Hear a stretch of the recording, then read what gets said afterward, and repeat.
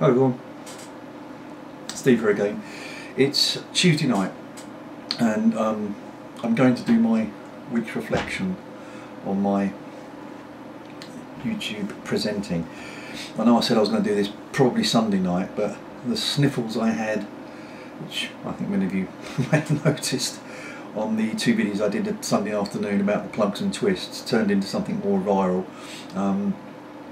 And I was feeling pretty rough Sunday night and even worse Monday. I went into work and just struggled through it and didn't feel like doing a video when I got in. Don't feel too great today, bit of a sore throat, bit of a headache, but I wanted to do it. I don't like going 2 days without making a video, isn't that weird? So what I want to do is just look back on what I've learned in the last week. Oh, housekeeping, sorry, you probably spotted this. I'm doing, this is a little meerschaum. Basic one, just rusticated. I have 2 of these. Here's the smooth one. So let's get my fat fingers out of the way, which is colouring up nicely. Got a little blemish there, my fault. I don't go in for the carved ones, as much as I love them. I would love the standard talon with an egg in it, but I know if I have one of those, I want another one, and I really can't afford it. I do have a budget for pipes, and I have far too many pipes, honestly. I'll maybe show you my pipes one day if anyone's vaguely interested. So what have I learned? I've learned how to use a camcorder, which I said I'd never had before, in a basic fashion. I can record myself, I can transfer it to my PC so it's uploadable onto YouTube, which I've done, you know, I don't know, 6 times now I think. I also learned that the lighting was pretty poor, so I've now got my desk lamp. It seems a bit brighter. I'm taking a chance on this one, and it looks alright in the little flip screen I've got there, but I've got this feeling I may have this bright light on one side and this horrible dull light from the energy saving bulb on the other. So that's another part of my learning curve. I've learnt later rather than sooner how to get to grips with messaging. There are comments that come through on your profile, there are comments individually on your videos, and there are private messaging. I was getting a little confused about that, so thank you for those that shone the light on that one for me. What haven't I learned? Well, I had a little look around the video editor and I just got scared. I didn't know what to do, whether it's pre-posting or post-posting.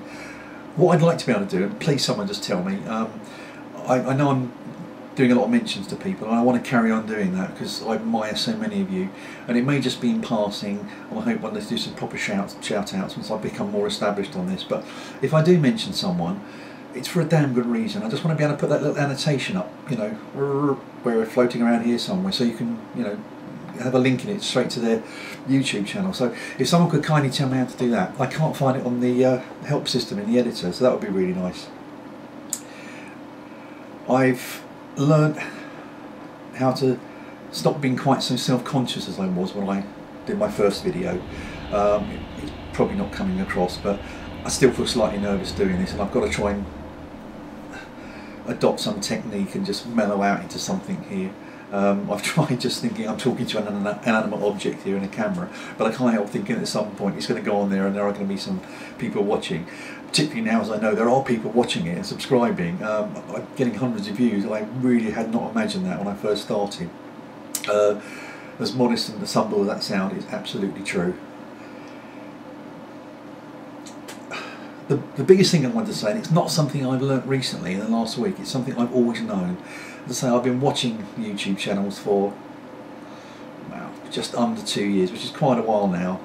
Some of you who were making videos back then, I think some of you have been making for 3 years or something. I didn't know it had been going that long. Yeah, see, technically stupid.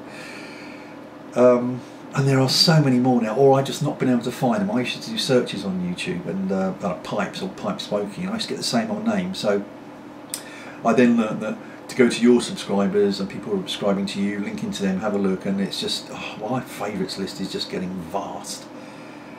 But I've always known, and you guys say it all the time, so I'm just repeating what's already been said, is that the community is great.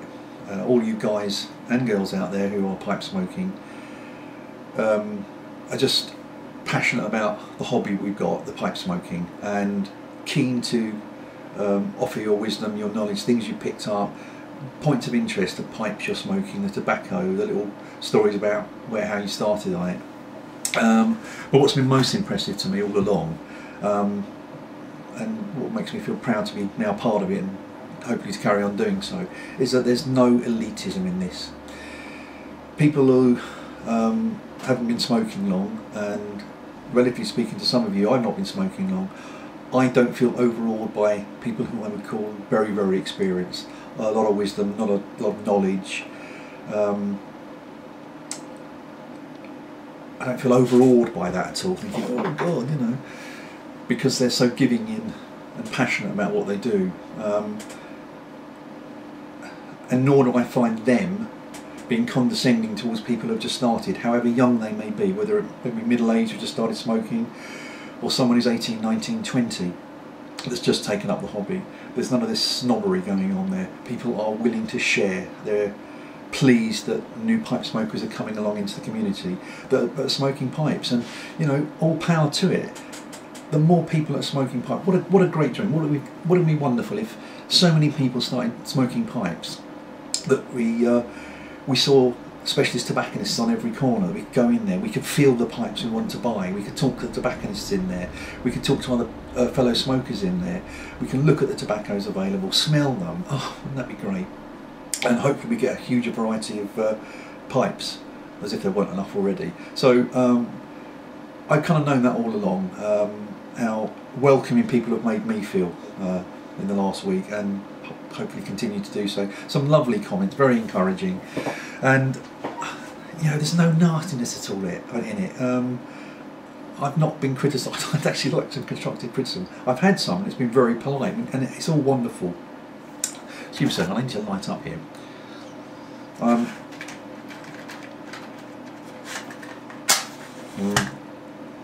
Matches in the sorry. Is that going to stay alight? Oh, come on. I use a big box of these Cook's matches. They're slightly longer than normal ones, but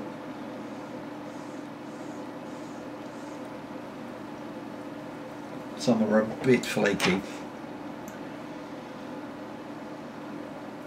Okay. This is good stuff. Meerschaum pipes. Brilliantly low maintenance pipes. Very dry smoke. You can smoke the hell out of them. They don't ghost as long as you keep reaming them down, which I do, and just, you know, clean the stem out in the normal way. They're fantastic, and you can try different tobaccos in them.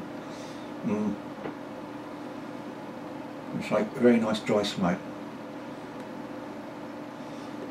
Right, I'm going to leave it at that. I've gone to 8 minutes. Didn't think I was going to go that long, so waffling as usual. My mouth does runneth over, I'm afraid. So let's keep it short there. I just want to try and do another one. I've got a Churchwarden pipe here that later on I'm just going to fire up some Revor plug in it and just talk a little bit about Churchwarden. So again, another heads up on that one. Nobody's interested, just avoid it. If you are, again, I'm just going to ramble on and well, my feelings towards Churchwarden pipes. So see you in a little while. Thanks guys.